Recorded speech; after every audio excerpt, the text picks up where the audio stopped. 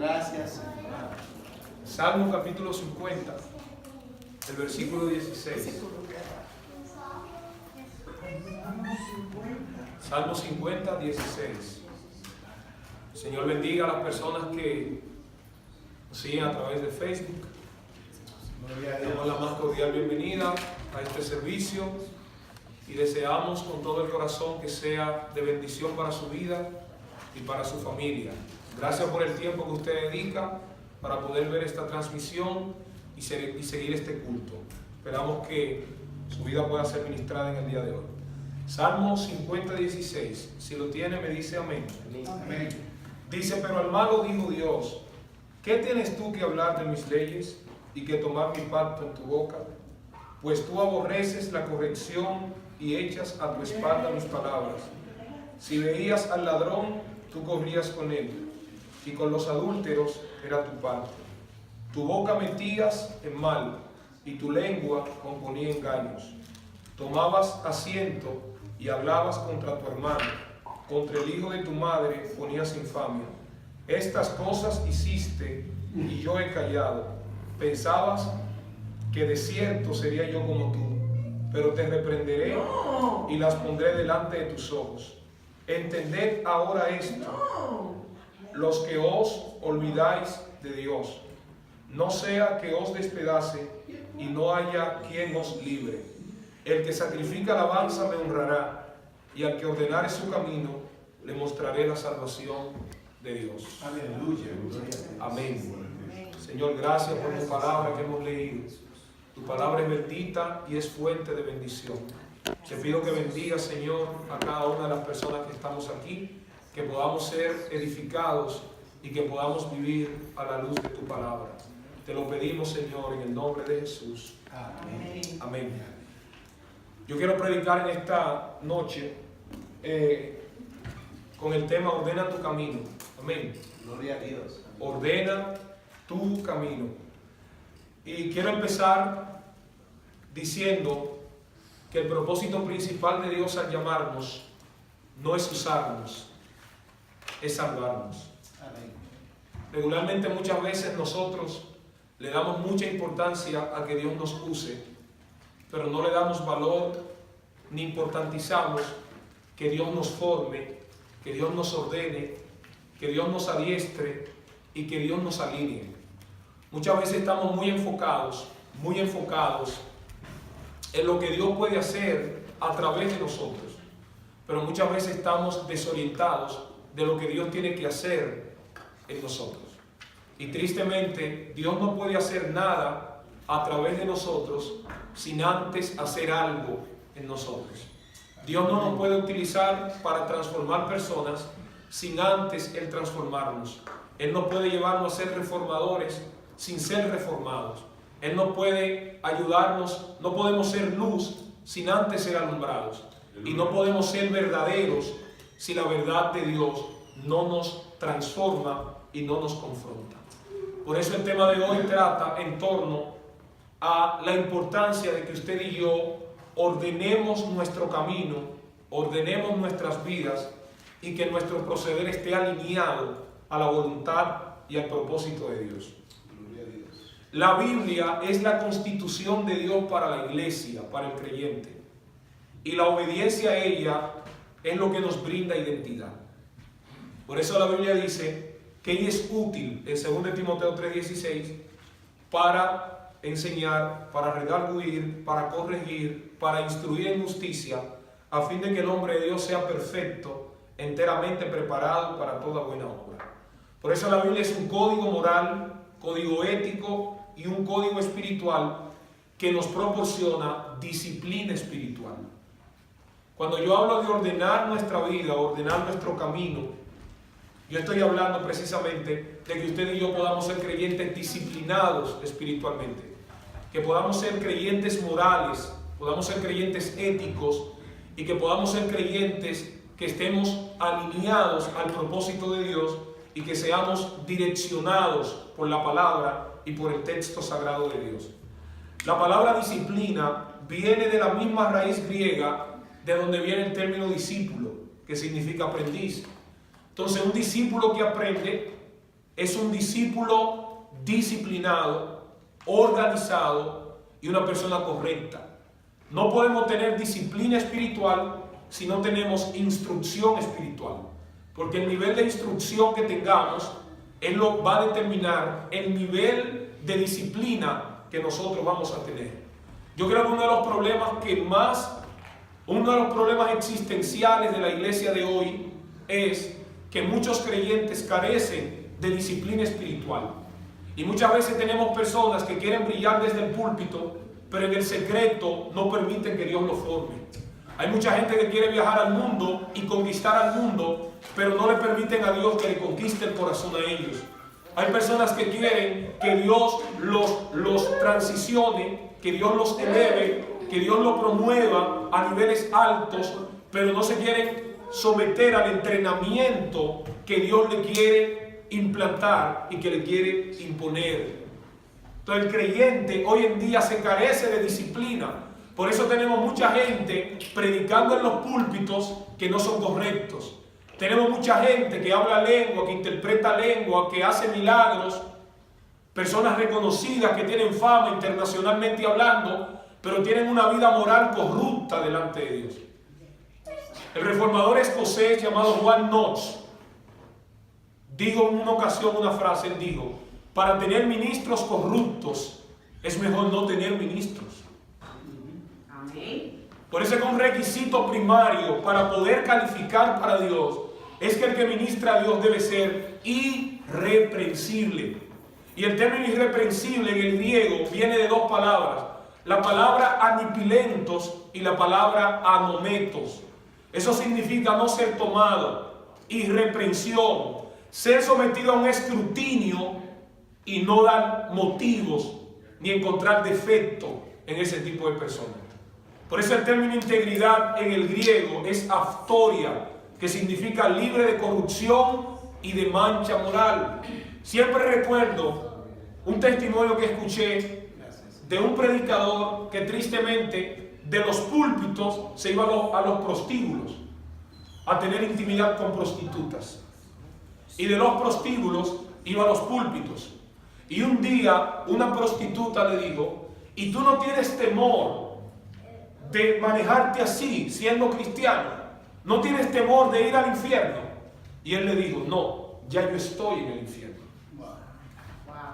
Entonces hay personas que desarrollan una vida pecaminosa constante y muchas veces dicen: pero el Espíritu no me reprende. No es que el Espíritu no te reprende, es que ya tú te cerraste a la reprensión.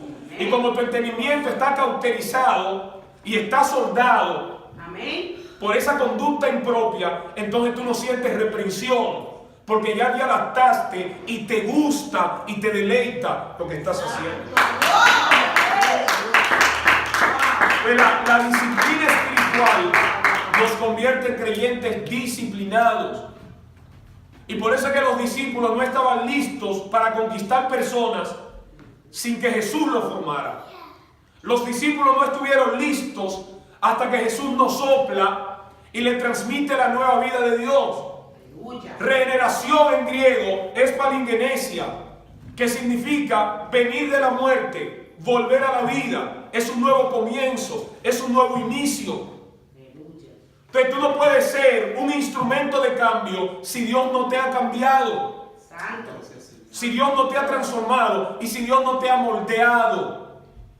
Formar en hebreo era el término yazar, que era un término técnico de alfarería y revelaba el trabajo de un alfarero sobre el barro.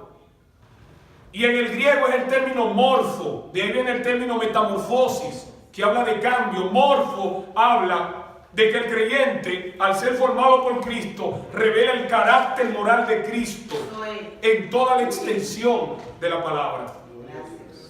Pero la Biblia nos da disciplina espiritual, pero para tener disciplina espiritual hay que aprender a ser discípulos. Porque la disciplina espiritual no es fortuita. La disciplina espiritual se aprende. La disciplina espiritual se conoce. Por eso los discípulos, cuando tuvieron necesidad de aprender a orar, le dijeron a Jesús: enséñanos a orar. como Juan enseñó a sus discípulos. Eso es disciplina espiritual. Lucas capítulo 11, el versículo 1 en adelante. Señor, con toda la ternura del mundo, con creyentes como niños que tienen hambre de aprender. Señor, enséñanos a orar como Juan enseñó a sus discípulos. Queremos aprender el arte de orar. Queremos aprender la disciplina espiritual para orar. Queremos aprender cómo debemos dirigirnos delante de Dios. Queremos entender cómo podemos entrar al mundo espiritual y poder ser aceptos. Enséñanos a orar como Juan enseñó a los discípulos. Y Jesús le enseñó a sus discípulos una de las oraciones más importantes que tenían los judíos, que se llamaba el Abba Eloheinu, la oración del Padre Nuestro. Disciplina espiritual. Bendito sea Dios. La Biblia habla de diferentes tipos de doctrinas. Por eso estoy hablando de ordenar nuestro camino. Y si hablo de disciplina espiritual, y hablo que la Biblia es nuestra constitución espiritual, que nos brinda identidad y que nos convierte en creyentes disciplinados, quiere decir que tenemos que aprender la doctrina bíblica. Porque dependiendo de la doctrina que aprendamos, va a depender lo que nosotros vamos a hacer. Porque nadie puede proyectar lo que no es. Nadie puede brindar lo que no es. Nadie puede brindar amor si no tiene amor, si está lleno de odio. Nadie puede brindar una sonrisa como la brinda Belkis, como la brinda el honorable Caravaggio, y como la brinda Juan, y como la brindan ustedes, si son personas amargadas.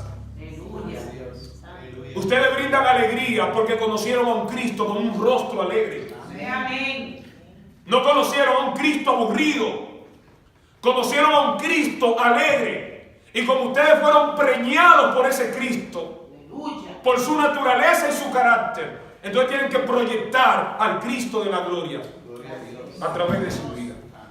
La Biblia, cuando habla de doctrina, habla de diferentes tipos de doctrinas. Y tenemos que ubicar qué tipo de doctrina tenemos. Porque las doctrinas proporcionan convicciones, criterios, formas de pensamientos y determinan la cosmovisión de la gente. Por eso a mí me encanta señalar los tres términos clásicos: ortodoxia, ortopatía y ortopraxis. Doctrina correcta, sentimientos, emociones correctos y práctica correcta. Pero todo viene de la doctrina. ¿Qué tipo de doctrina tenemos nosotros como creyentes? En primer lugar, la Biblia habla de doctrinas de hombres. Y cuando nosotros somos orientados por las doctrinas de los hombres, entonces vamos a ser diseñados a la imagen del hombre. Y cuando somos diseñados a la imagen del hombre, entonces procederemos como el hombre y no como Dios desea que nosotros procedamos. En Mateo 15:9, capítulo Mateo 15:8 y el 9, el Señor dice: este pueblo de labios me honra, mas su corazón está lejos de mí. Y el verso 9 dice: pues en vano me honran, enseñando como doctrinas, mandamientos de hombres. Qué impresionante que la doctrina de hombres crea adoradores falsos, adoradores incorrectos, porque es una doctrina que no nace en el corazón de Dios, sino que es producto de los criterios y de las percepciones de los hombres. Y el que es cristiano no puede proceder conforme a los criterios de los hombres, sino conforme a los criterios de Dios. Amén. Porque el cristiano debe entender que su destino radica y depende de Dios. Y es imposible tener una relación armoniosa con Dios si estamos divorciados de los planes que Dios ha diseñado para nosotros. Santo. Así es. En Mateo 16:12 Jesús le dice a sus discípulos que se cuiden de la levadura de los fariseos. Y ellos pensaban que Jesús le estaba hablando de alimento terrenal. Jesús le está hablando del alimento espiritual. Cuídense de la doctrina de ellos, porque ellos son expertos en hacer exégesis y no hacer exégesis. Es decir, en vez de extraer, ellos introducen. y hacen una mezcla entre doctrina de Dios e interpretaciones de los hombres. Entonces la doctrina viene viciada, y una doctrina viciada crea creyentes viciados. Aleluya. Y en Apocalipsis 2:14 el Señor le dice Dios confronta y le dice a la iglesia de Tiatira, le dice: tú tienes ahí adentro lo que tiene la doctrina de Balaam y la doctrina de Jezabel. Y tú tienes personas ahí que enseñan por el lucro. Y tienes a la gente ahí que proporcionan la idolatría a la gente. Esa es doctrina de hombres. La Biblia habla de todo viento de doctrina en Efesios 4:14. Para que ya no seamos niños fluctuantes, llevados por doquier, por todo viento de doctrina. El término fluctuante en griego es el término kludonosomai, que significa ser movido por las olas. Es decir, el kludonosomai de Efesios 4:14 es el mismo hombre de doble ánimo, de doble personalidad, de doble criterio, de doble estándar que habla Santiago 1:8, que el hombre de doble ánimo es inconstante en todos sus caminos. Son palabras sinónimas. Entonces el término niño habla de inexperiencia, habla de un carácter manipulador. Un niño es señal de inmadurez, y la inmadurez produce ceguera. La inmadurez nos hace actuar como ciegos, y la ceguera nos lleva al hoyo. Por eso es que la apostasía es producto del nivel de inmadurez y de la falta de disciplina espiritual que el creyente tenga. Por eso hay gente en las iglesias que nunca maduran, se pudren. De verde se pudren, se pasman. Nunca maduran. Y usted dirá, ¿y por qué hay gente que de verde nunca pasan a maduro, sino que se pasman? ¿Sabe por qué? Porque tienen incapacidad de aprender lo que necesitan aprender. Porque tienen incapacidad de aprender a someterse. Porque tienen incapacidad de entender que son dependientes. Porque tienen incapacidad de entender que son seres humanos que necesitan la ayuda y la intervención de Dios en su vida. Porque son gente que no admiten consejo, que no admiten reprensión, que están llenos de excusas, que nadie le puede decir nada, que son creyentes ñoños, que son creyentes que de todo se molestan, que todo lo toman a título personal. Por eso no maduran, por eso se pasman, nunca pasan de verde a maduro, nunca dan el salto de la inmadurez a la madurez. Y por eso en Hebreos 5:14 dice que todo aquel que participa de la leche es inexperto en la palabra, porque es niño. Y le dice el escritor: ustedes deberían ya ser maestros después de tanto tiempo, pero todavía tienen necesidad de leche. Por eso hay una frase rabínica que dice: no mires a los odres, sino lo que contienen. Porque hay odres viejos que no contienen ni vino nuevo, mientras que hay odres nuevos que tienen vino viejo. ¡Santo Dios! Por eso la madurez espiritual no depende del tiempo que yo tenga en la iglesia. Amén. Depende del contacto y la relación que yo tenga con el Dios de la iglesia. Yo puedo tener 100 años en la iglesia y ser un creyente inexperto. Sin embargo, hay creyentes que llegan a la iglesia y tienen 1 año en la iglesia y parece que tienen toda la vida siendo cristianos.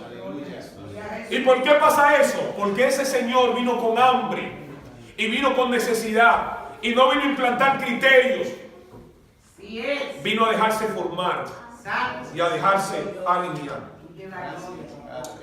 Todo viento de doctrina, un creyente que no tiene madurez, que es inestable y que se deja llevar por todo viento de doctrina, estará expuesto a vivir en el error. ¿Sabe lo que significa la palabra error? Viene del griego plani, así mismo, como que usted va a escribir planeta. Plani. Quítele la ta y ponga plani.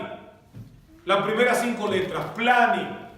De esa palabra viene planeta. Y plane, que es error en griego, significa andar sin rumbo y vivir sin propósito fijo. Es decir, que el que vive en el error pierde el camino correcto. Así es. La Biblia también habla de doctrina de demonios en 1 Corintios 4:1. Doctrina de demonios. Y son doctrinas, obviamente, que no tienen origen en el corazón de Dios. Son origen que contrastan todo aquello que proviene de Dios. ¿Alguien dice amén? Entonces tenemos que cuidarnos de la doctrina de demonios. Santo Dios. Porque hay personas, cuando usted pierde la necesidad de exponerse y ser administrado por la doctrina correcta, estará expuesto a todo lo que no es correcto. Santo. Bendito Dios. Fuerte. Amén. Amén. Gloria. Pero también la Biblia habla de doctrina de Cristo. Hechos 2:42, Efesios 2:20 y segunda de Juan 1:9. Habla de doctrina de Cristo. En Tito 2:10 habla de la doctrina de Dios. En 1 Timoteo 1:10 y segunda de Timoteo 4:3 y Tito 2:1 habla de sana doctrina. De la sana doctrina. En 1 Timoteo 4:6 habla de la buena doctrina. Y en 1 Timoteo 6:3 habla de la doctrina conforme a la piedad. Por eso yo creo que la manera más evidente de conocer el tipo de doctrina que alguien tiene es a la luz del tipo de acciones que esa persona proyecta. Aleluya. Amén. Gloria a Dios. Porque la doctrina de los hombres produce falsedad, hipocresía. La doctrina de demonios crea creyentes endemoniados. Pero la doctrina de Dios crea a hijos de Dios. La doctrina de Cristo forma cristianos. La sana doctrina forma creyentes sanos. La buena doctrina crea creyentes buenos. Y la doctrina según la piedad convierte a personas en creyentes piadosos. El tipo de doctrina que yo tenga determina el tipo de conducta que yo asumo y que yo manifiesto. El tipo de doctrina que yo tengo determina el tipo de pensamiento que yo tengo. Por eso Mateo 7:15 dice hasta el 20, por sus frutos los conoceréis. Cuídense de los falsos profetas que vienen a ustedes con vestimenta de oveja, pero por dentro son como lobos rapaces. Gloria. Por sus frutos los conoceréis. Señor. Porque un árbol bueno no puede dar frutos Malo. y un árbol malo no puede dar frutos. Bueno. Santo Dios. El tipo de doctrina es clave.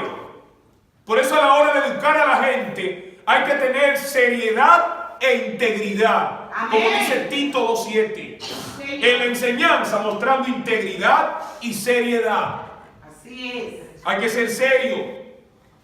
Porque la doctrina que tú enseñas no solamente determina el presente, sino el futuro de la gente. Así es. Porque la manera como la gente vive en el presente va a determinar el resultado que va a tener en el futuro. Gracias, Jesús. Por eso no se asombre que haya gente que esté endemoniado dentro de la iglesia. ¿Y por qué? Hay que la doctrina que le está ministrando es doctrina de demonio. Porque como una doctrina de demonio, el hombre va a proyectar una actitud endemoniada. Amén. Va a proyectar una doctrina endemoniada. Hay gente que proyecta falsedad porque la doctrina que le está ministrando y a lo que le está prestando oído es una doctrina falsa. Es que hay gente en la iglesia que no tiene fundamento y le pasa semejante a esa reunión que tenía Eliseo con los hijos de los profetas, y de la reunión sale uno y va al campo y corta hierba y parra montés y viene con todo eso, vuelve a la reunión y va y le echa a la olla donde están haciendo el potaje, le echa la hierba y la parra montés que trae. Pero qué bueno que los otros hijos de los profetas que estaban ahí tenían discernimiento espiritual y le dicen a Timoteo, le dicen a Eliseo, varón de Dios, hay muerte en la olla. Diga conmigo, esa olla soy yo. El que salió de la reunión y se fue al campo es parte de aquí, pero el campo es el mundo. La parra montés y la hierba silvestre que encontró y le echó son las cosas falsas que muchas veces se le ministra a la iglesia. Sí, Señor. Y el potaje es lo que le va a brindar alimentación a la gente. Santo Dios. ¿Sabe lo que pasó? Que cuando ellos dicen hay muerte en la olla, lo que había en la olla no se botó, porque esa olla es el creyente. Eliseo dijo, traigan mi harina. Liberación. Traigan mi harina. ¿Con qué se hace con la harina? El pan. Y el pan en la Biblia, ¿qué representa? La palabra. También representa a Cristo. Él dijo, yo soy el pan vivo que descendió del cielo. Pero el pan para los hebreos era sinónimo de lo sagrado. Por eso los hebreos no cortaban el pan con cuchillo como lo cortamos nosotros. Porque ellos decían que cortar el pan con cuchillo era como cortarse la propia vida. El pan se partía con mucha delicadeza. Así es. Por eso es que en una mesa de un judío no faltaba el pan. Gloria a Dios. Porque era como el alimento nacional. Entonces, no se va a botar la olla, no se va a botar el potaje. No, Señor. Hay que darle el alimento y desintoxicar al que está lleno de basura, al que está lleno de desobediencia, al que está lleno de rebeldía, al que está lleno de contienda, al que está lleno de murmuración, al que está preñado de chisme. Hay gente en la iglesia que está preñado de Dios, pero hay gente en la iglesia que está preñado del diablo. Hay gente en la iglesia que está preñado de santidad, pero hay gente en la iglesia que está preñado de pecado. Hay gente en la iglesia que está preñado de comunión, y hay gente en la iglesia que está preñado, embarazado y tiene malestares de las cosas que no son de Dios. El que está preñado de Dios es puro, pero el que está preñado del diablo es impuro e indigno. Tito 1:15. Para los puros todas las cosas son puras, pero para los impuros hasta lo puro le es impuro, porque la impureza está en su conciencia. A su nombre sea la gloria. Por eso el que tiene a Dios por dentro desarrolla un lenguaje de Dios. Amén. Pero el que tiene al diablo por dentro ve al diablo hasta en la sombra de él. Por eso es que el que está preñado de Dios no habla tanto de demonios, no habla tanto de desgracia, no habla de maldición. El que está preñado de Dios habla de él. Hay poder en Cristo Jesús. Por eso es que la doctrina es determinante. La doctrina de demonios crea creyentes endemoniados. La doctrina falsa transforma creyentes falsos. La falsa doctrina convierte a los creyentes en creyentes erróneos. Pero la doctrina de Cristo hace creyentes cristianos. La doctrina de Dios convierte a la gente en hijos de Dios. La doctrina piadosa nos hace piadosos. Dime cómo andas y te diré lo que crees. ¿Qué tipo de doctrina estamos oyendo? ¿Qué tipo de doctrina nos está ministrando? ¿Qué tipo de enseñanza nos está educando? ¿Qué tipo de formación estamos recibiendo? Eso es determinante, señores. Dios desea que pase en nosotros lo que dice Romanos 10:17. Por el oír viene la fe. Y el oír la palabra de Dios. Y fe en hebreo es emunach. Fe obediente. Fe que obedece. Y fe que se expresa de acuerdo a lo que cree. Si tú no tienes tu oído presto a la palabra de Dios, si tú no tienes un oído circuncidado por la palabra de Dios para solamente dejarte ministrar por la palabra de Dios, entonces la fe de Dios no va a nacer en tu corazón. Señor. Aleluya. Y como no van a ser la fe en tu corazón, como emunach, es fe obediente, fe que obedece y fe que se expresa de acuerdo a lo que cree, entonces la obediencia no estará en tu vida, sino que la desobediencia te va a adornar. Aleluya. Por eso es que la fe verdadera está relacionada con obras. Qué lindo. Santiago 2, 14 al 18 y el versículo 26. Muéstrame tu fe sin obras y yo te mostraré mi fe a través de las obras. Y el verso 26 de Santiago 2 dice: así que como el cuerpo sin el espíritu está muerto, así también la fe sin obras es muerta. Amén. Gloria a Dios. Toda vida o persona correcta debe estar en la sintonía y en la voluntad de la palabra de Dios. Y por eso aquí donde leímos, Dios le está hablando al malo que aparenta ser bueno. Porque no es que aparentemos ser buenos, es que seamos buenos. No es que aparentemos ser cristianos, es que seamos cristianos. Amén. No es que aparentemos ser humildes, es que seamos humildes. No es que aparentemos ser mansos, es que seamos mansos. No es que tengamos apariencia de piedad, es que seamos piadosos. Quizá nos puede pasar como aquel pseudo piadoso que tenía una cafetería y todas las mañanas, antes de hacer su momento devocional con Dios, le decía a su hijo que se llamaba Juan: Juan, ¿le echaste agua a la leche? Sí. ¿Le echaste la chicoria al café? Sí. ¿Coloreaste la mantequilla? Sí, Señor. Ah, pues ven, vamos a tener nuestro momento devocional. Ahí está. Aleluya. ¿Usted está entendiendo lo que yo estoy diciendo? Ahí está. Tiene un negocio y le está vendiendo cosas adulteradas a la gente. Para multiplicar la leche, échamele agua, no leche pura. Es leche María que le estamos vendiendo. Es leche agua, bautízala, como dice la hermana. Amén. Ay, ay, ay, ay. Me le echaste la chicoria, que la chicoria es como una raíz de tierra. Me le echaste chicoria al café. Santo. Me coloreaste la mantequilla. Sí, Señor, sí, Señor, sí, Señor. Ah, pues ven, sube. Vamos a tener nuestro momento devocional. Vamos a leer Biblia y vamos a orar.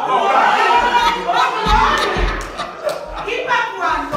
Diga conmigo, eso se llama, se nombra y se describe como delincuencia espiritual. Es para juicio que va.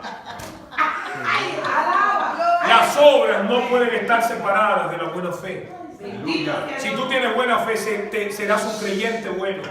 Si tienes mala fe, tendrás mala fe. Aleluya. ¿Qué es una vida piadosa? Que es una vida piadosa, es una vida agradable delante de Dios, es una vida correcta. Piedad en griego es eusebeia, y es teosebeia. Eusebeia y teosebeia. Eusebeia es devoción a Dios y teosebeia es reverencia a Dios. Es decir, un creyente piadoso es devoto por Dios y es reverente delante de Dios. ¿Qué implica eso? Que si tú eres devoto de Dios, ¿sabes lo que es alguien devoto? Alguien devoto es alguien apasionado, Gloria a Dios. es alguien entregado, Gracias, Señor. es alguien que tiene hambre por dentro, porque habla de devoción, habla de entrega, habla de dedicación. Y la medida de devoción que tú tengas por Dios va a determinar el nivel de reverencia que vas a mostrar delante de Dios. Santo. Aleluya. Por eso es que adoración habla de reverencia, señores. Adoración en el lenguaje de los levitas y de los adoradores hablaba de servicio. Santo. Por eso cuando nosotros hablamos de levita en este tiempo y hablamos del levita de la Biblia, vemos una diferencia abismal. Porque los levitas eran hombres consagrados al templo. Eran hombres consagrados a lo sagrado. Era tan real que en Israel no se ungía cualquier cosa. En Israel se ungía lo apropiado. E incluso en Israel había un tipo de ofrenda que le llamaban el corbán, que era una ofrenda que significaba cerca del altar o cerca de Dios. Y era prohibido por ley en Israel que se trajera una ofrenda producto de un crimen. Santo Dios. Una ofrenda que estuviera manchada por el pecado. Y a ese tipo de ofrenda se le llamaba en Israel ofrenda de perros. Eso es lo que Cristo resalta en Mateo 15, versículos 3 al 4. Cuando los fariseos decían, había una ley que decía que el hijo que deshonrara al padre o lo maldijera, que muriera irremisiblemente. Pero los fariseos con sus tradiciones decían, no, tú puedes violentar a tu papá y tú dices, esta es mi ofrenda a Dios. Ajá. Eso es lo que Jesús está resaltando ahí. Este es mi corbán para Dios. Esta es mi ofrenda quemada. Este es mi holocausto para Dios. No, Señor. Dios no acepta nada que esté dañado. Dios no acepta nada que esté podrido. Por eso usted no puede pretender pararse aquí a ministrar cuando usted está podrido. Cuando usted tiene el corazón enfermo. Cuando usted apesta. Irradia hedor por donde quiera. Porque Dios no lo va a aceptar. Gloria a Dios. Señores, a veces nos preocupamos mucho por orar. Nos preocupamos mucho por ayunar. Nos preocupamos mucho por siliciar. Nos preocupamos mucho por predicar, mucho por cantar, mucho por ir a los hospitales, mucho por ir a las cárceles. Nos preocupamos mucho por el activismo cristiano. Pero de lo que no nos preocupamos es de llegar a tener la convicción de que lo que le estoy brindando a Dios es acepto delante de Dios. Amén. Gloria a Dios. Yo puedo orar lo que yo quiera, pero si yo no soy apropiado, mi oración no sirve. Amén. Yo puedo dar el diezmo que yo dé, pero si mi corazón no es apropiado, no sirve. ¿Alguien dice amén? Amén. A Dios no le interesa mi dinero. A Dios no le interesa el dinero del que ofrenda. A Dios le interesa el corazón del que ofrenda. ¿No lo creen? Génesis capítulo 4, versículo 3 y el versículo 4. Dice, y Abel dio lo primero y lo más gordo. Y dice, y vio Dios a Abel y a su ofrenda. Y dice, y Caín trajo una ofrenda y vio Dios a Caín y vio a su ofrenda. ¿Usted ve el énfasis? Abel y Caín ofrendan. Pero antes de Dios ver la ofrenda, mira al que produce la ofrenda. Santo Dios. En lo que Dios está diciendo es, yo no puedo aceptar tu ofrenda si tú no eres correcto. Por eso es que la ofrenda de Abel Dios la acepta, pero la ofrenda de Caín Dios la rechaza. Porque el problema no era la ofrenda, era el ofrendante. La ofrenda no produce ofrendante, el ofrendante genera ofrenda. Por eso si el ofrendante está dañado, la ofrenda para Dios está dañada. Pero si el ofrendante está bueno, la ofrenda es buena. Por eso es que Dios no recibe basura. Dios no te pide cantidad, Él te pide calidad. Amén. A la hora cuando tú haces algo, por eso yo digo, por eso en Israel la palabra hebrea para oración era tefilach. La palabra oración, pero ligada con tefilach, había una palabra que es un denominador común que se llama kavanach. Los judíos decían que largas oraciones sin kavanach no vuelven al cielo, pero una pequeña oración con kavanach hace que el fuego se encienda en el corazón.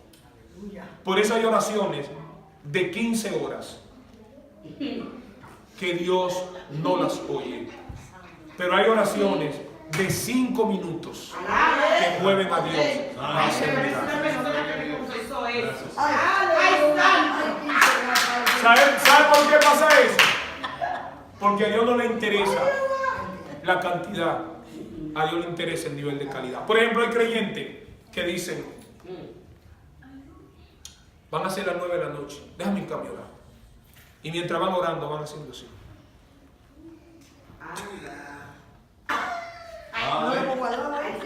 Señores, pregunto yo, ¿hay reverencia ahí? No. ¿Hay concentración? No. Cuando tú hablas con Dios, tienes que tener concentración y tienes que tener Amén. reverencia. Gloria a Dios. Porque tú no estás delante de cualquiera, tú estás delante de Dios.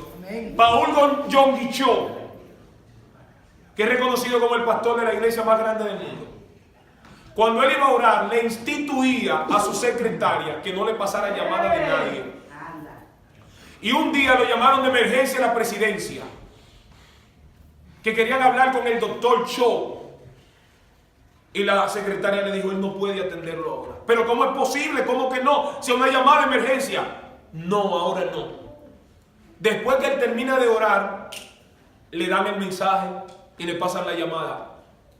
Le dicen, ¿por qué usted no aceptó y no contestó una llamada de emergencia de la presidencia? Y él dijo, lo que pasa es que en ese momento yo estaba orando con la persona más importante del planeta. Punto. Y como yo estaba hablando con el más importante, esa conversación no se puede interrumpir. Pero usted sabe por qué que la gente está mirando el reloj, mirando el reloj. Es para medir el tiempo que ora. Cuando tú estás delante de Dios, a ti no te importa el tiempo. Tú vas a valorar que tú estás delante de Él. Amén. Gloria a Dios. Porque lo más valioso de la oración no es el orar, es el estar con Él. Es intimar con Él. Es relacionarnos con Él. Gloria a Dios. A su nombre, gloria. Amén. Gloria a Dios. Tenemos que tener eso pendiente. En Tito 2:5, versículos 8 y 10, se revela a qué está destinada la vida de una persona piadosa. Y hay una trilogía de frases. Tito 2:5, Tito 2:8 y Tito 2:10. Oye lo que dice. La última parte dice, para que la palabra de Dios no sea blasfemada. Dice, la mujer tiene que ser cuidadora de su casa. Para que la palabra de Dios no sea blasfemada. Una persona piadosa desarrollará un estilo de vida tan apropiado, porque él no tendrá celo por lo que pueda recibir de Dios. Él tendrá celo de Dios. Porque una cosa es tener celo por lo de Dios y otra cosa es tener celo por Dios. Son cosas distintas. Aleluya. Pues yo puedo estar enamorado de Dios y no de Dios. Yo puedo estar enamorado de lo que Dios da. Yo puedo estar enamorado del púlpito. Yo puedo estar enamorado del reino. Puedo estar enamorado de la influencia, como Saúl. Yo sé que Dios me desechó, pero yo quiero que el pueblo siga entendiendo que Dios me apoya. Oh. Yo me puedo acostumbrar a vivir sin Dios, pero yo no me puedo acostumbrar a que el pueblo pierda la confianza en mí. Por eso le dice, sal conmigo delante del pueblo y hónrame delante de ellos. Cuando el profeta y el rey salían al pueblo juntos, era señal que había armonía. Qué lindo. Que la teocracia divina apoyaba a esa monarquía. Oye, qué fatalidad, señores. Yo puedo vivir sin Dios, pero no puedo vivir con el rechazo del pueblo. Santo. Aleluya. Yo sé que Él me rechazó, yo sé que ya yo no soy rey para Dios, pero lo que yo no quiero es perder el apoyo, perder los aplausos de la gente. De Jesús. Pero David, cuando comete su pecado garrafal, le dice a Dios, si tú quieres, llévate el reino, llévate el trono, llévate la adoración, llévate la influencia. Si tú quieres, llévate la gente que tú me has rodeado. Si tú quieres, quítame el trono y la corona, pero no te vayas tú. Por eso le dice, Señor, yo pequé contra ti para que tú seas reconocido justo. En maldad he sido formal. Y en pecado me concibió mi madre. Contra ti solo he pecado. Y he hecho lo malo delante de mis ojos. Metí la pata, Señor. Santo. La regué. Tropecé y me caí, me rompí los dientes y se me fue hasta la boca. Pero yo quiero decirte algo. Yo aprendí que tú amas la verdad en lo íntimo. Aleluya. Y en los secretos me has hecho comprender sabiduría. Gloria. Santo. Yo lo único que te quiero pedir es que me vuelvas el gozo de la salvación. Ay, papá. Yo no te estoy pidiendo que me mantenga en el reino, no. Devuélveme el gozo que este pecado me llevó. Y por favor, no me quites tu Santo Espíritu. Santo. Te pido que renueves un espíritu recto dentro de mí Aleluya. y que espíritu noble me sustente. Aleluya. No quiero más nada. Aleluya. Pues cuando yo no era nadie, cuando yo estaba ya oliendo a oveja, Oh, gloria. el único que me miró fuiste tú. Aleluya. Porque para mi padre yo soy un hijo bastardo, porque él no creyó en mí. Pero yo quiero que el que creyó en mí y puso los ojos en mí no se me vaya. Llévate el reino, pero no el que me lo dio. ¡Aleluya!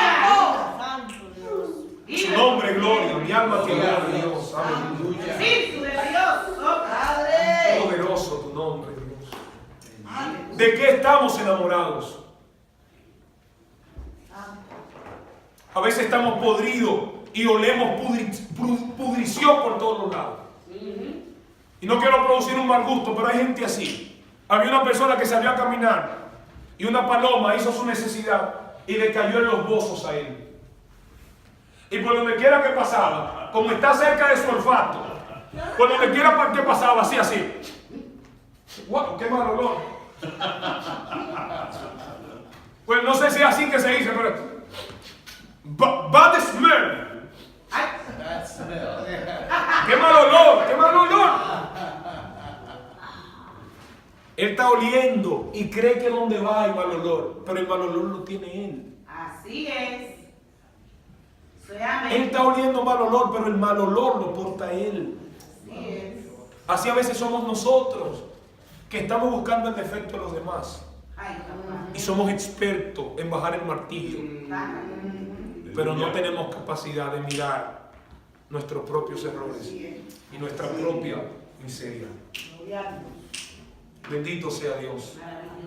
Para que la palabra de Dios no sea blasfemada. El versículo 8 de Tito 2 dice: a fin de que el adversario se avergüence y no tenga nada malo que decir de nosotros.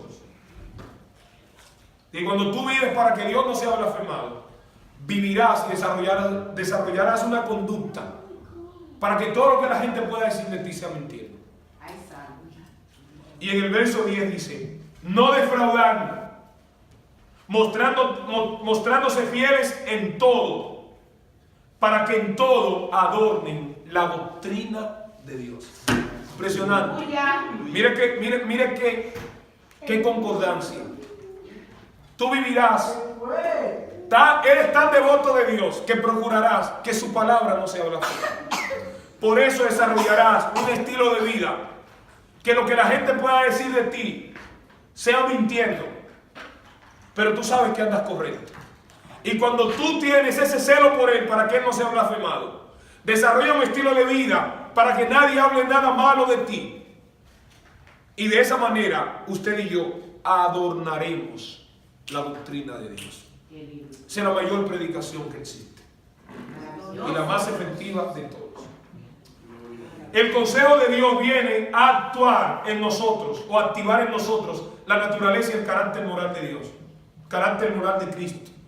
Por eso en Gálatas 4:19 Pablo le dice a los creyentes de Galacia: hijitos míos, por los cuales vuelvo a sufrir dolores de parto hasta que Cristo se forme en ustedes. ¿Sabe lo que quiere decir eso? Que no puede haber cambio en la vida de un creyente hasta que Cristo no se le entra por dentro. Aleluya, Señor. Nunca voy a olvidar. Yo soy cristiano desde que era niño, desde que era adolescente. Yo tuve un cristianismo, una niñez, una infancia de lujo. Yo me casé cuando tenía 24 años y tuve 3 años de noviazgo. O sea, a los 21 años me comprometí con la que es mi esposa. Antes de esa vida yo nunca tuve novia, nunca le di un beso a nadie. La esposa que yo tengo es la única que he conocido durante toda mi vida. A la primera mujer que yo le di un beso y la primera mujer que a mí me dio un beso. ¿Alguien alaba a Dios? Sí.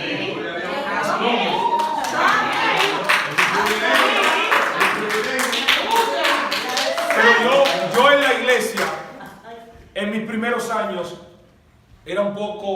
tenía un carácter un poco tempestuoso. A mí me llevaban a reprender los domingos delante de todo el mundo y me decían: rebelde, tiene que cambiar. Y muchas veces a mí se me salieron las lágrimas. Estaba en una agrupación de la iglesia y un día terminó el ensayo y todos se fueron y yo me quedé. Y esa tarde yo hice una oración que marcó mi vida. Y esa tarde a solas yo le dije a Dios: Señor, ayúdame a crecer, porque yo quiero ser diferente. Y desde ese día mi vida dio un giro de 360 grados. Santo Dios.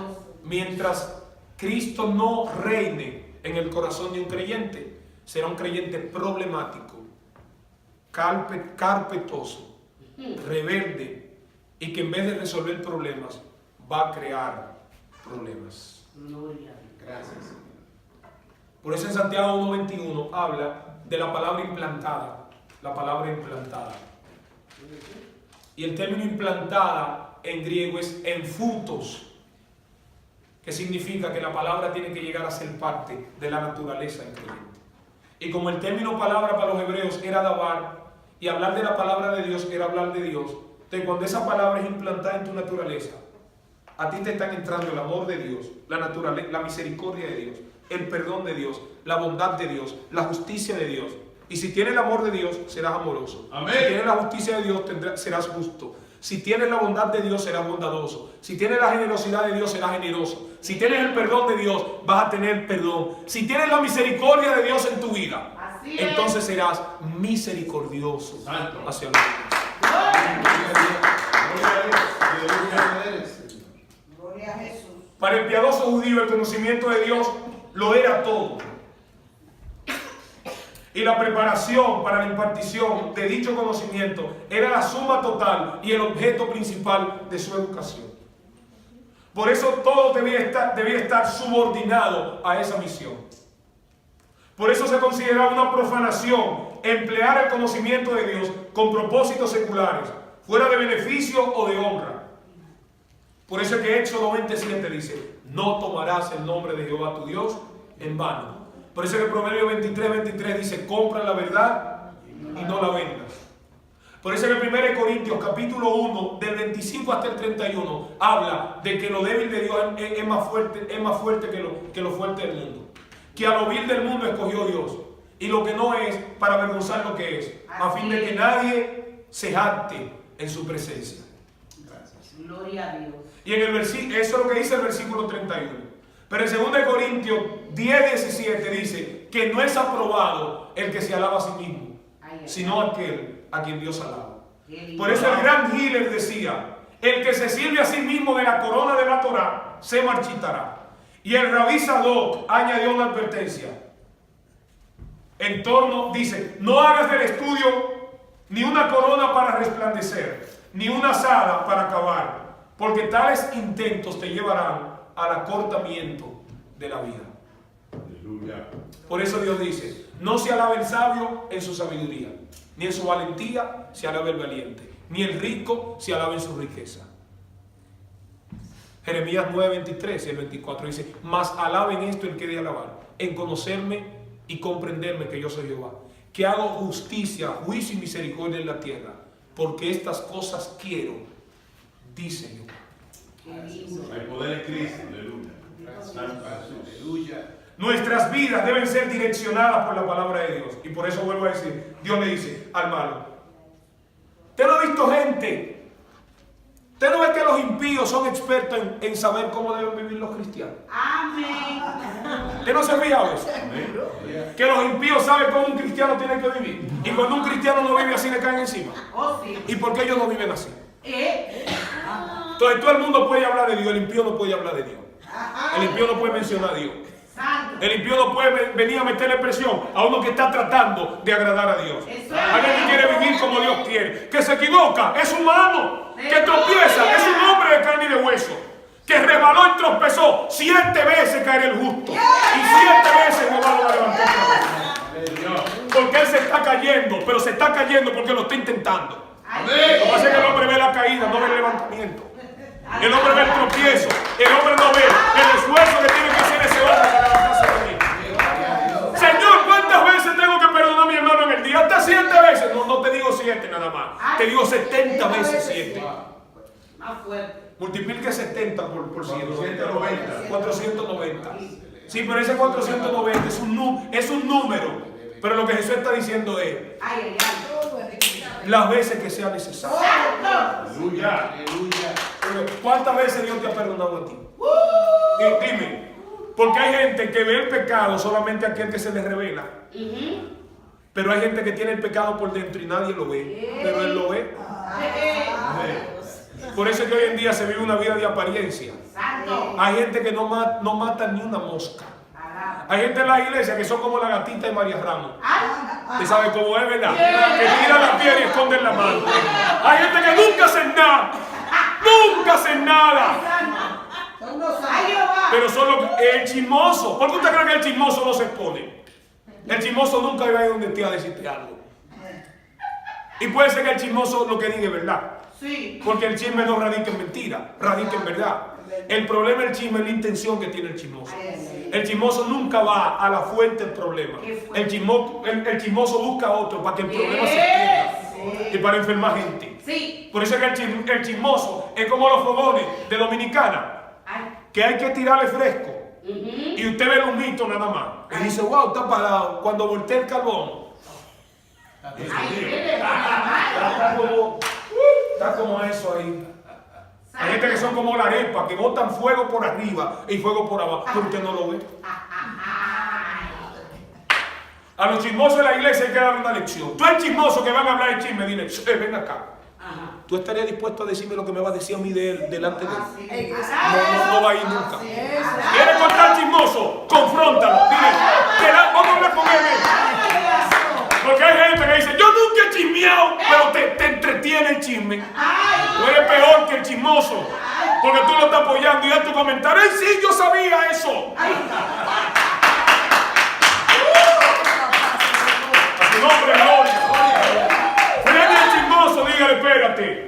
El problema no es mío, es de él. Vamos a confrontar el problema, vamos para donde él, para que se arregle y se enderece, para que se alinee. Tenemos que hacer como Sócrates, que un día andaba un admirador de él buscándolo. Y al tiempo lo encontró y le dice, oh, yo tengo tiempo buscándolo, tenía tiempo buscándolo. ¿Y para qué tú me buscas? Ah, que tengo que decirle algo sobre su amigo. ¿Y qué? Dice, espérate, antes de que tú me digas lo que me va a decir sobre mi amigo, te voy a presentar 3 filtros para filtrar la verdad. Lo que tú me vas a decir sobre él es verdad. ¿Verdad? No sé. No lo había pensado eso. Espérate. Segundo, es el filtro de la veracidad, pero ahora está el filtro de la bondad. Lo que me va a decir sobre mi amigo es bueno. Es todo lo contrario cuando usted oiga eso. Espérate, falta el tercero ahora. Este es el filtro de la utilidad. Lo que tú me vas a decir sobre el amigo, ¿me es útil a mí? ¿Me aporta algo? Dice, tampoco yo había pensado eso. Dice, pues espérate. Te pregunté que si era verdad y me dijiste que no. Decía, es mentira. Te pregunté que si es bueno y me dice que no, que es malo. Y te pregunto que si es útil para mí y no sabe tampoco si me va a ser útil. No me diga nada sobre mi amigo.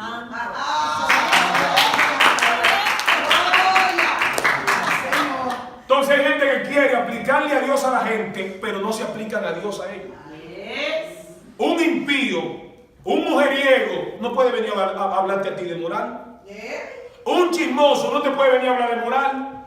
Un hombre pendenciero y conflictivo no te puede venir a hablar a ti de moral. Entonces alíñese usted, saque la vida que está en su ojo, para que saque la paja que está en el mío, para que vea bien. Como un ciego le dice a una gente que ve, que tiene que ver bien por dónde va a caminar, si él es ciego. Dígame una cosa. Entonces los impíos viven con el foco buscando al cristiano para caerle encima. Y hay gente impío que son malos, porque el impío es malo. La palabra impiedad es lo contrario a piedad.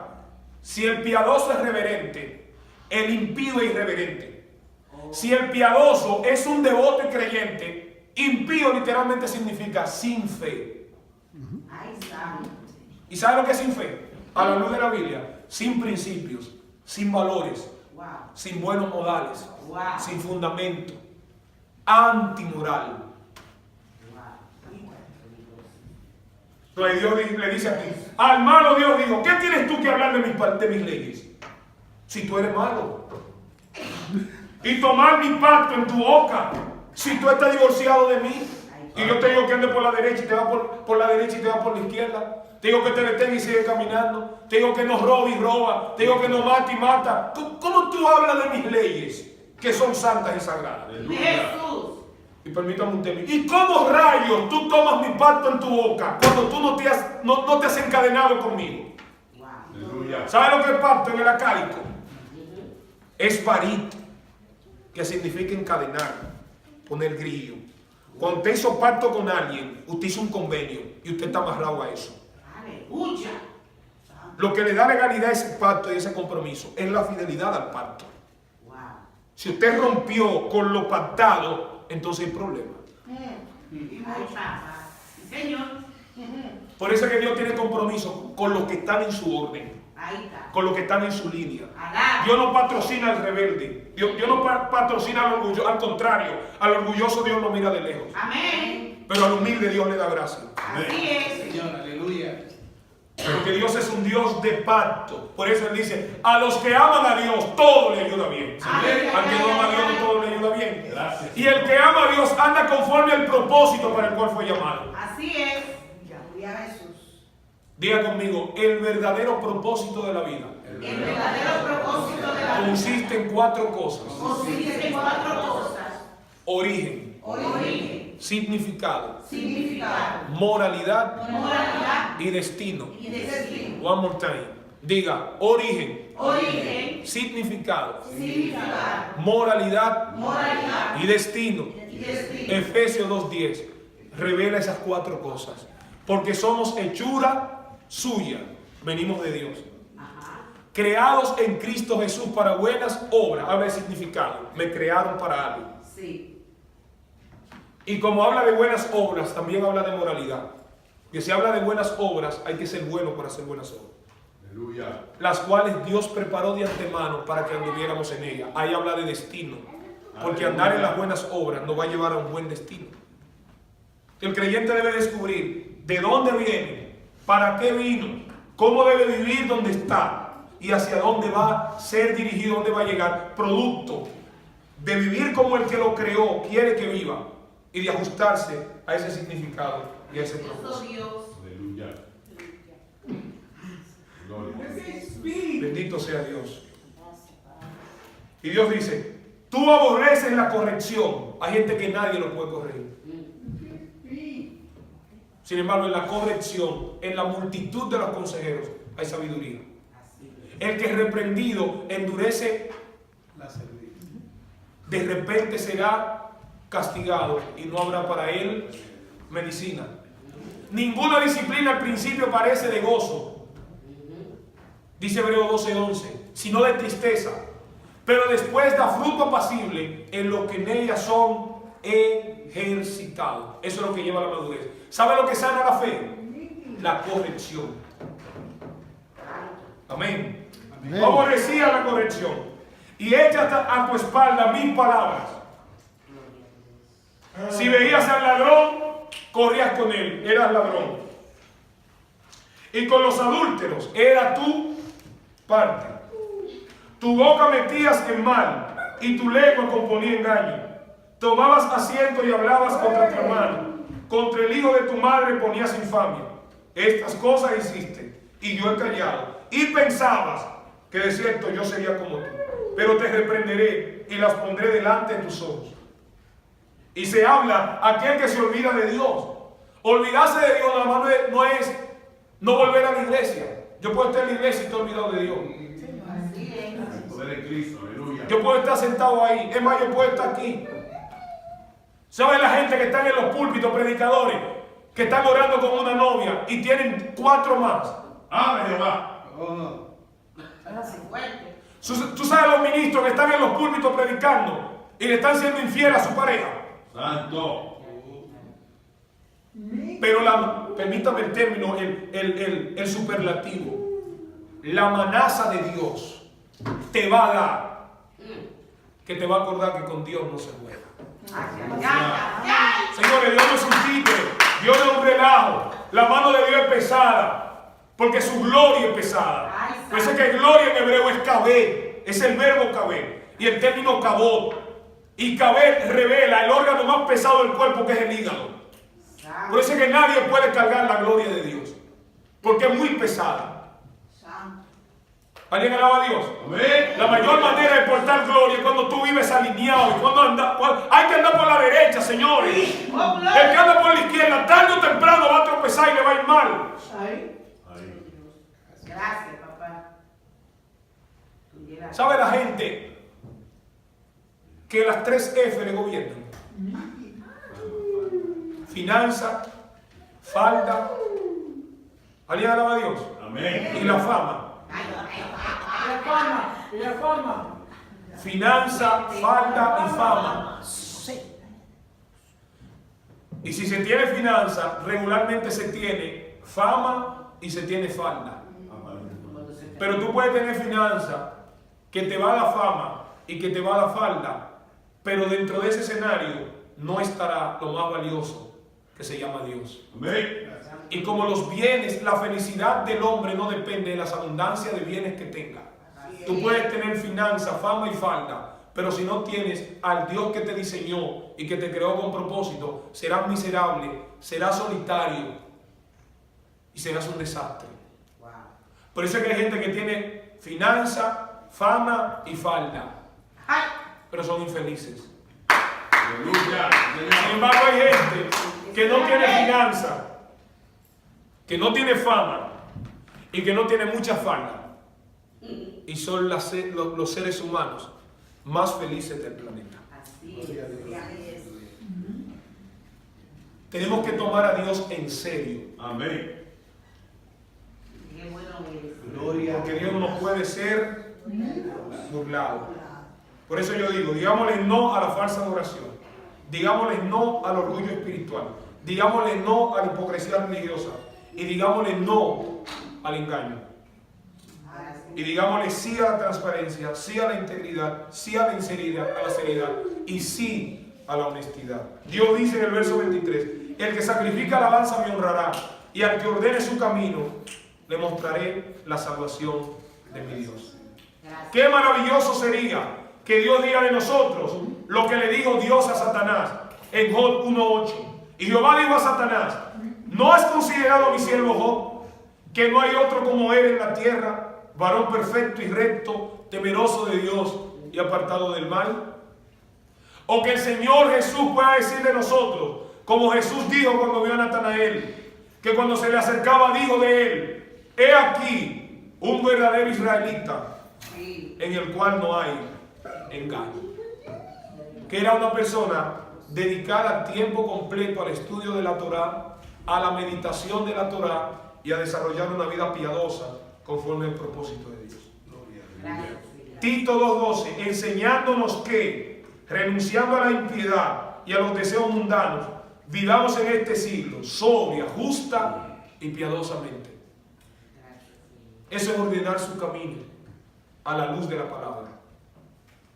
Y este es el orden que debe marcar nuestra existencia, nuestra vida. Y vuelvo a decir, señores, el propósito principal de Dios al llamarnos y escogernos no es usarnos, es salvarnos. ¿Por qué? Por eso es que tenemos que someternos al tratamiento de Dios.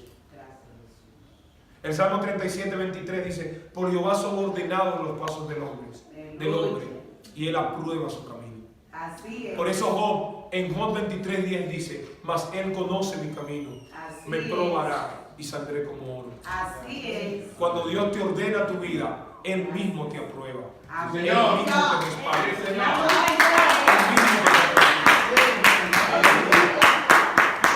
te ¿Qué importancia tiene, qué relevancia tiene que todo el que te rodea no te respalda cuando el Dios de tu vida te apoya? ¡Qué lindo! ¿Qué relevancia hay cuando la gente dice yo no creo en ti, no lo vas a lograr?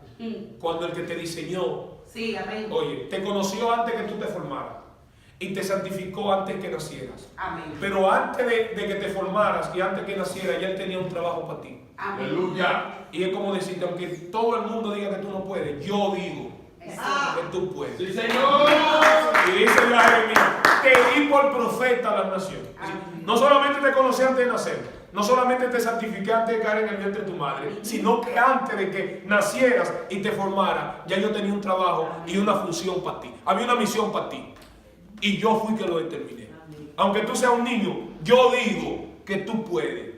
Aunque tú no tengas mucha experiencia, yo digo que tú puedes. Aunque tú no hayas leído muchos libros, yo digo que tú puedes.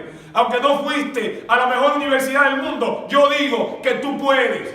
Porque hay cosas que no se aprenden en una universidad. Hay cosas que se aprenden en el secreto de Dios. Amén. Aleluya. Hay poder. Hay gente que nunca fue a una universidad y hay que sentarse a oírlo. Porque tienen algo que no se adquiere en universidad ni se adquiere en escuela, se adquiere en la vida. ¿Sabe cómo se llama eso? Experiencia. Aleluya. Hay mucha gente, por eso yo digo, la iglesia de hoy no sabe valorar lo que le cuesta a Dios formar a un hombre. La gente ve el caparazón que está por fuera. La gente ve la vestimenta bonita que tú te puedas poner. La gente mira las cosas que Dios ha hecho contigo. Pero nadie ha visto la manera como Dios te formó. Los martillazos que Dios te dio. La mandagia que Dios te bajó. Por el fuego que Dios te pasó. Por los procesos que Él te permitió pasar para experimentarte. Nadie ve eso. Hay mucha gente que solamente está buscando la manera de ver. No es que tú has fallado, es que andas buscando que tú falles. Pero Dios dice, tú puedes. Porque tú calificas, no por tu experiencia. Tú calificas porque me pasaste el proceso. Tú calificas porque te dejaste entrenar. Tú calificas porque le dijiste a Dios, Señor, yo sé que es doloroso dejarse formar por ti. Pero aunque me duela, yo quiero que tú te me entres por dentro. Porque lo único que me interesa es que contar con tu aprobación. Él conoce mi camino. Él sabe quién soy.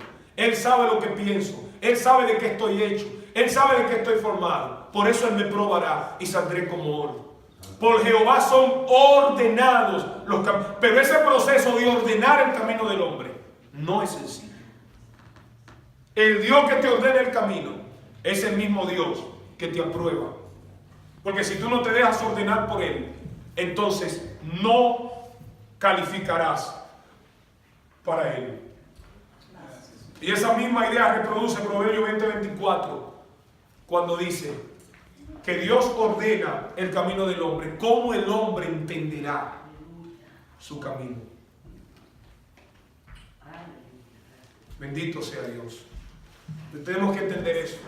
Mahatma Gandhi dijo: cuida tus pensamientos porque se volverán actos. Cuida tus actos porque se harán costumbres. Cuida tus costumbres porque formarán tu carácter. Cuida tu carácter porque formará tu destino. Y tu destino es tu vida. Oiga, ¿de qué habla? Habla de pensamientos, actos, costumbres, carácter, destino y habla de vida.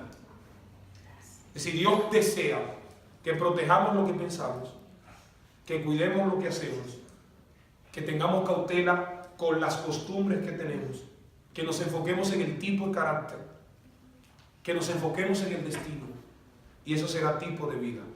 Gracias. Nunca podemos pretender brindar a otros lo que no tenemos. No podemos proyectar a Dios si no llegamos a tener comunión con Él. Y comunión en griego es koinonia. Significa acuerdo. Y acuerdo en griego es un poneo, de donde viene sinfonía, que significa producir un sonido juntos.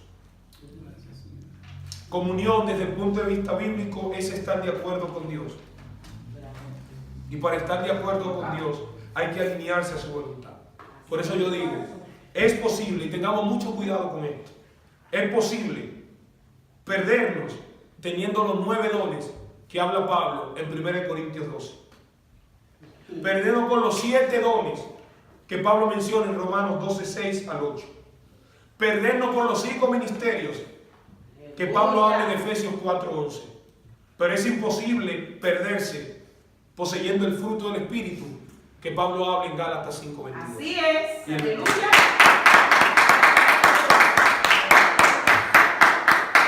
Y quiero terminar diciendo, no podemos hablar de orden si estamos desordenados. No podemos hablar de verdad si somos mentirosos. No podemos hablar de amor si estamos llenos de odio.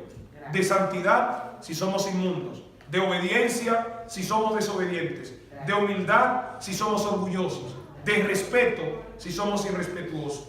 En palabras sencillas, No calificamos para predicar, enseñar, ministrar, si nuestra vida no está alineada y afinada a la palabra sagrada de Dios. Vive Jesús. Por eso cuando Pedro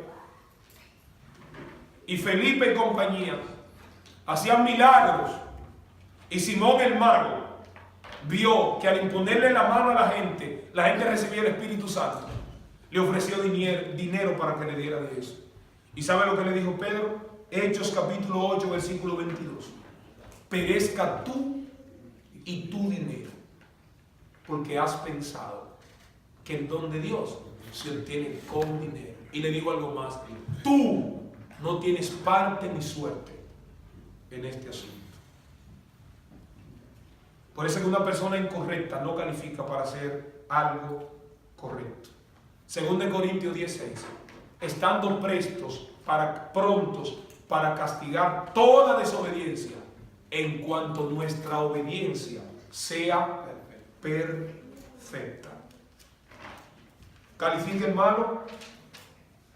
¿Cuál es la promesa de Dios para el mal? Las consecuencias del mal. ¿Y cuál es la promesa de Dios para el bueno? Dice, al que ordene su camino, le mostraré la salvación de mi Dios. ¡Qué privilegio! Por eso es que mostrar habla de revelar. Y revelar transmite conocimiento. Y ese término revelar ligado con conocimiento es el término hebreo yadá, que significa literalmente llevando al ser humano a las profundidades inmensas de la sabiduría del cielo. Por eso dice, Primera de Corintios, capítulo 2, versículo 9, cosa que ojo no vio, ni oído oyó, ni ha subido a corazón de hombre, son las cosas que Dios tiene preparadas para los que le aman. Y en Lucas 10:21 Jesús dijo, te alabo, Señor Dios del cielo y de la tierra, porque escondiste estas cosas de los sabios y de los entendidos, y las has revelado a estos pequeñitos. Sí, oh Padre, porque así te agrado. Ordenemos nuestro camino a la palabra de Dios y seremos creyentes bendecidos. Dios le bendiga.